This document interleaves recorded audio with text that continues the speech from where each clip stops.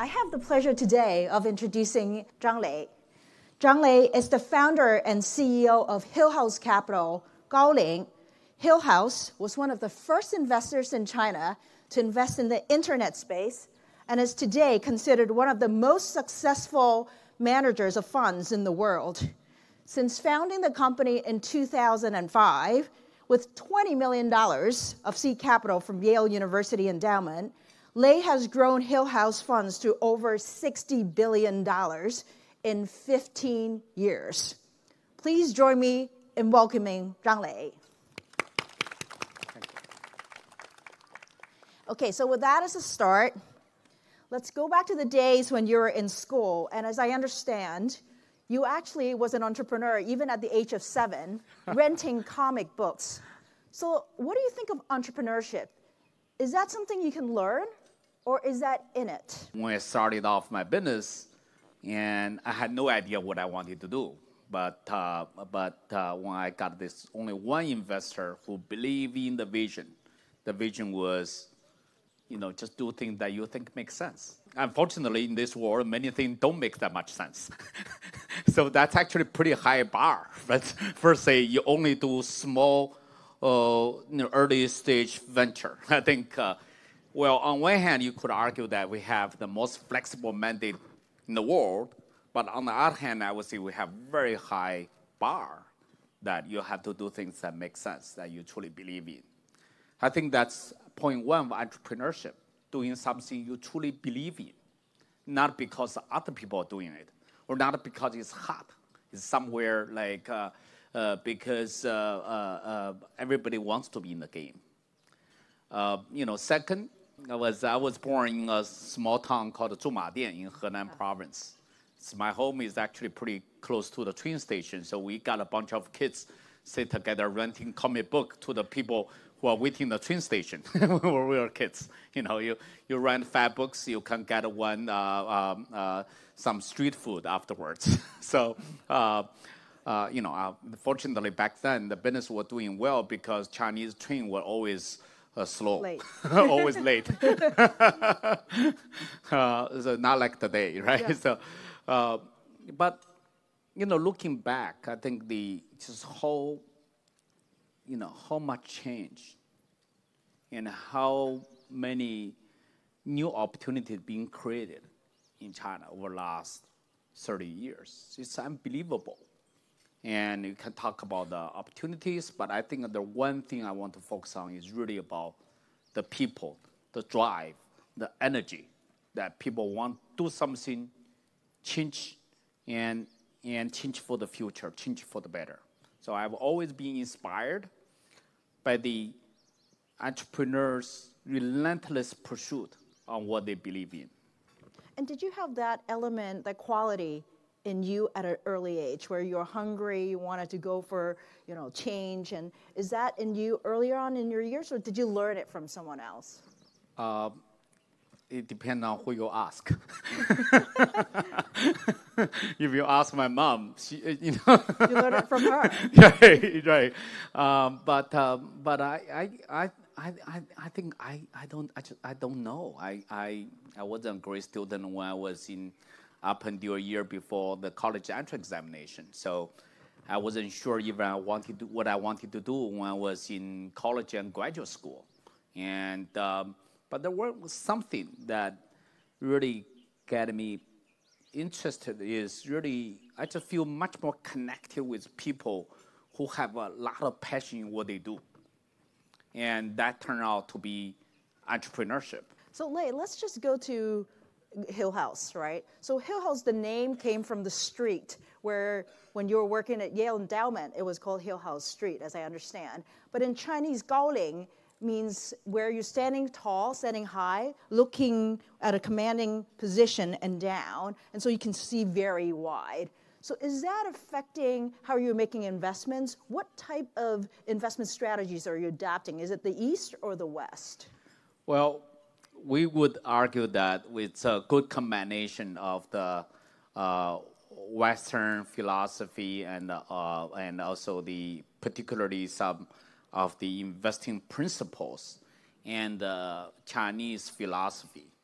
Here I don't have to tell you all those Western philosophy, particularly learned at Yale, about being a long-term investor, being thoughtful, and being equity orientation, and really believe in entrepreneurship. But when you think about the Eastern philosophy, that the Chinese philosophers, I talked about, how Taoism believe in the, really only, and Buddhism that believe in there's, thousands of drops of water. You only need one bottle to quench your thirst, yes. Right? So, and they are also the 史记, like Sima Qian, like Chronicle of Times that talked about the idea of the trees of the pear trees don't talk, but people beat their past to find them.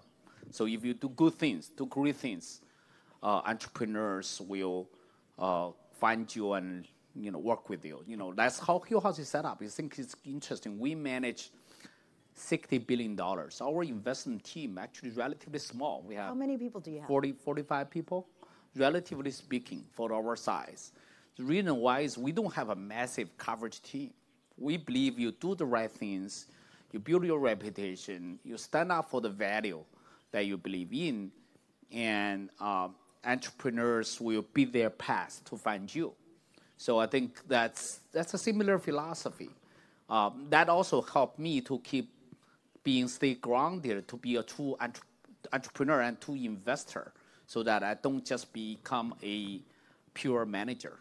So those are the thinking behind how we build the organization, that to look for things that are meaningful to what I believe. Yes.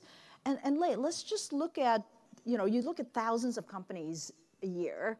You picked select number of companies that you think will be the winners in the future.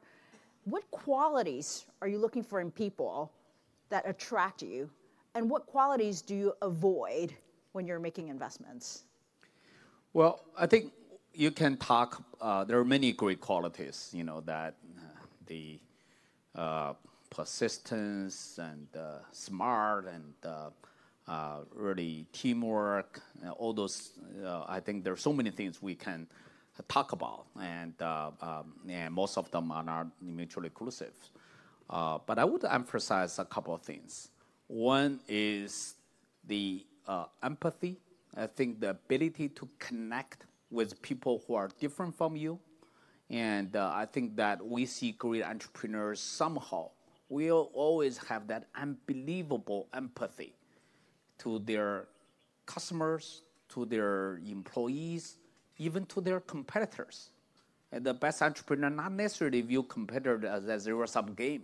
And they think about how competitors come together to nurture the market. I think that having that vision, in Chinese, I think there's a better word for it, called 格局观. I don't know how to translate. It's like you can read the room, right? They can read the world. Yeah, you can see the trend. I look for that 格局观, like whatever, the word, how to say that in English. Yes. But I'm just looking for that. I think that's ability to say, you know what, even my competitors, I can view them as very positive forces to my business. Yes. So I would say that's something I particularly appreciate. And secondly, I would say that that building a, the lifetime learner, somebody who just loves learning, not because I want to learn to make the most money, just because I love learn to be a better person every day.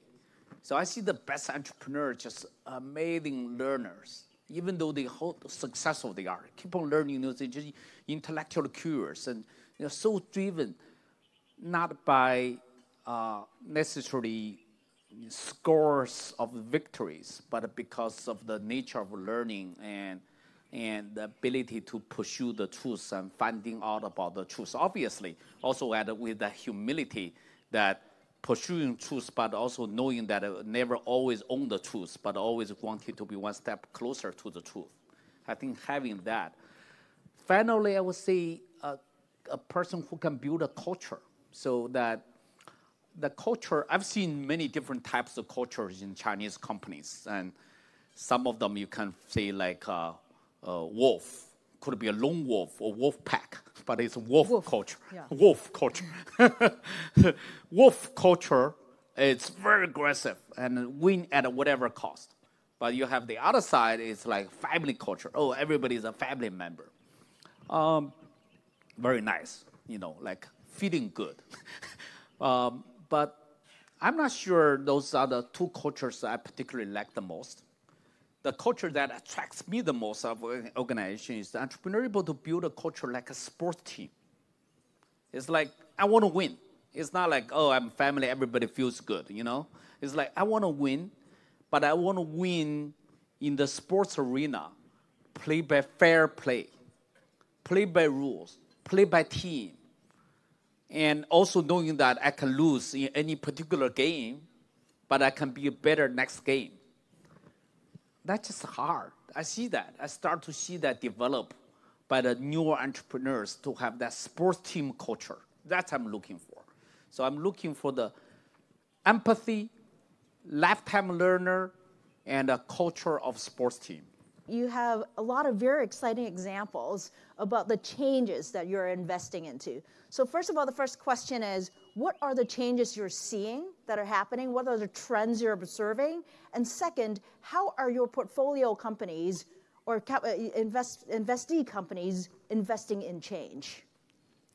Yeah, one of the most exciting things of investing in China is that you're always embracing changes.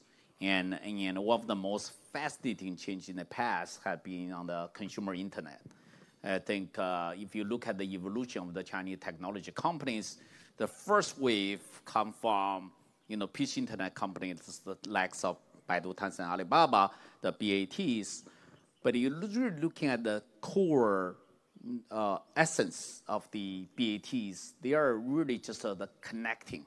So Baidu connecting people and information, Alibaba connecting people and the goods, and Tencent connecting people and people.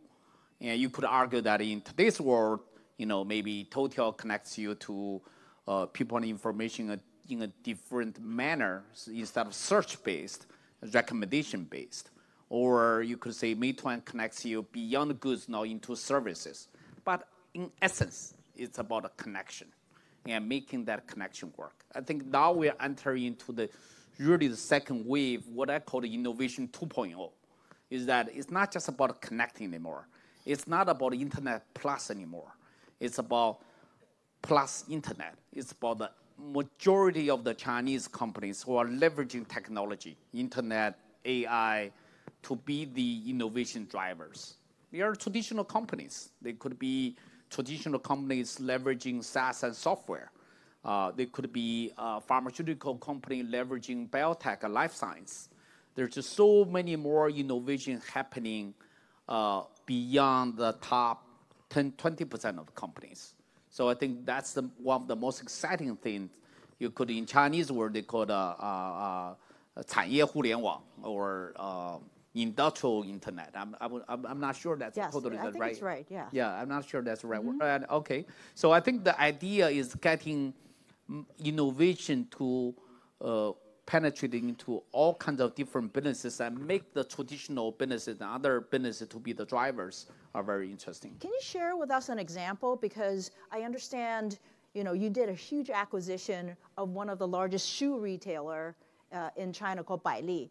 And so you made a lot of changes there as well, which has to do with technology. Can you share with us that example of what you did there and what you're seeing the trend is in the marketplace?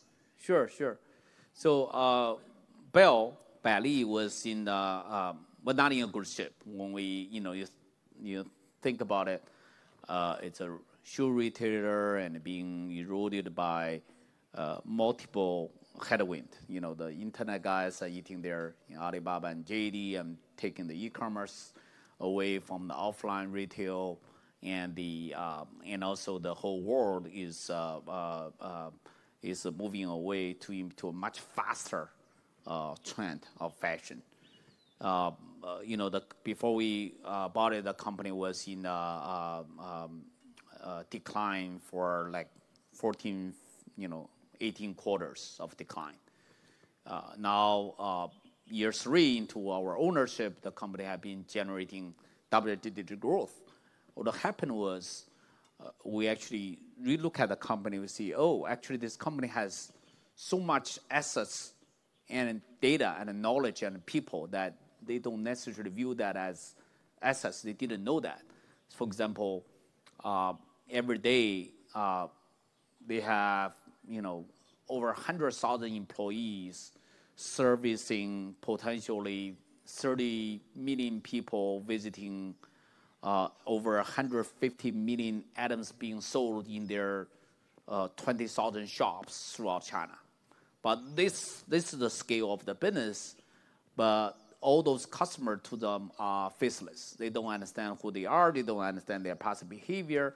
And all those employees are demoralized because they basically become just the box movers and filling the forms. So we look at this to say, how do we actually make our employees, make our store clerk to be the best UI, UE, to be the best interface, user interface and user experience.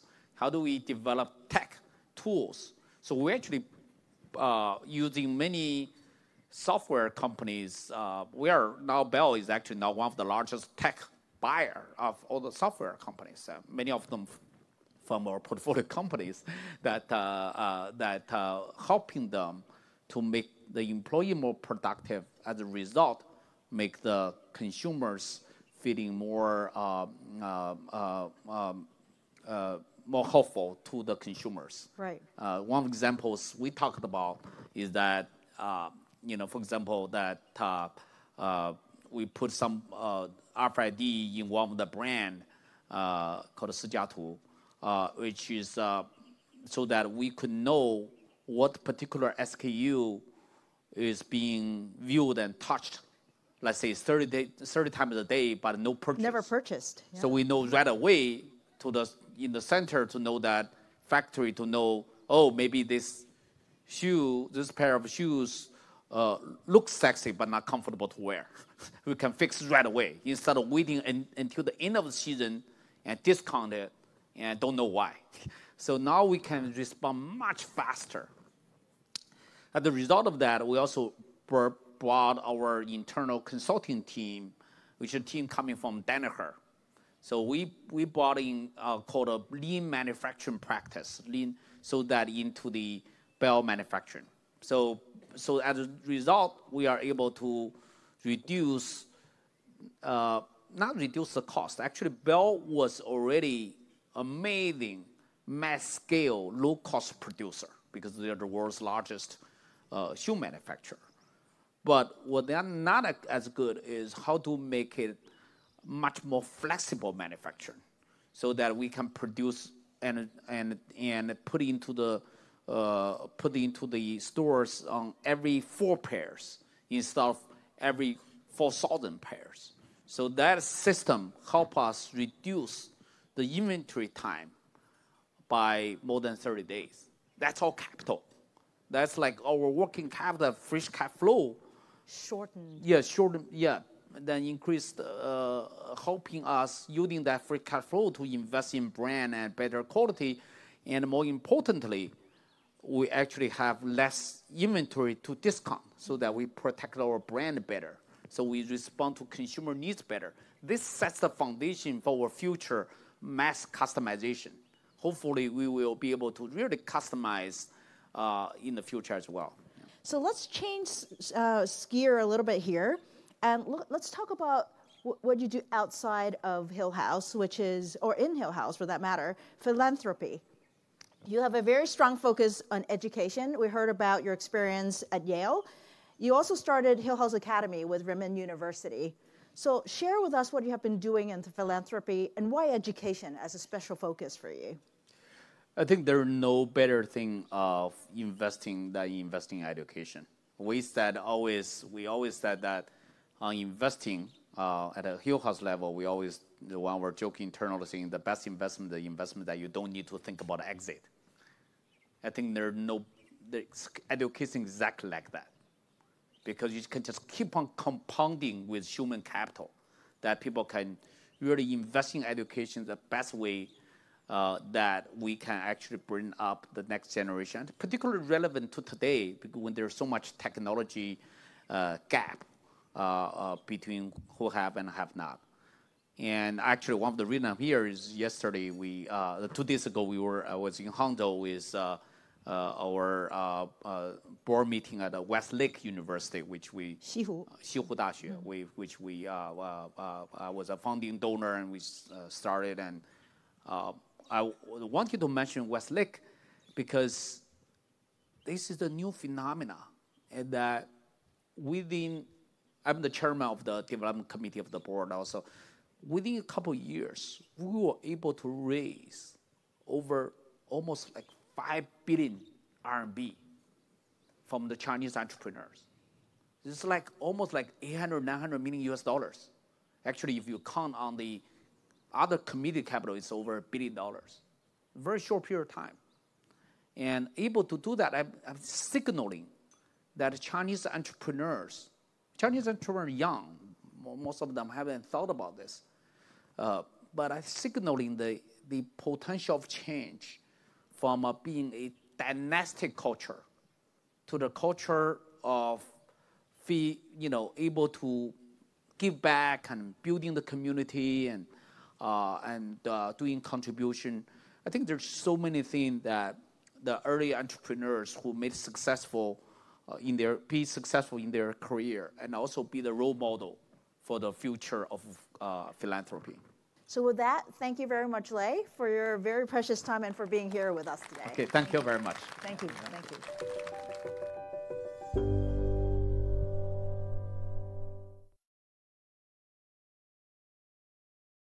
记得点赞关注哦。